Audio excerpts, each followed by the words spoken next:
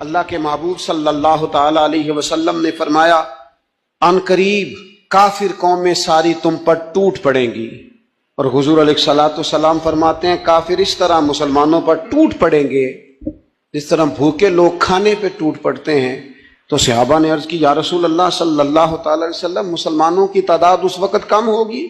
हुजूर फरमाने लगे, नहीं, तुम तो सैलाब की झाग की तरह होगे, बहुत कसरत से मुसलमान होंगे। तो या रसूलल्लाह, इतने मुसलमान होंगे तो फिर काफिर हम पर क्यों टूट पड़ेंगे? तो अल्लाह के महबूब अलैहिस्सलातु वस्सलाम फरमाने लगे, तुम्हारे दिलों में कमजोरी डाल दी जाएगी, कुफर का रोग तुम्हारे दिलों में बैठ जाएगा। ए अल्लाह के महबूब अलैहिस्सलाम, हमें बताइए तो सही वजह क्या बनेगी?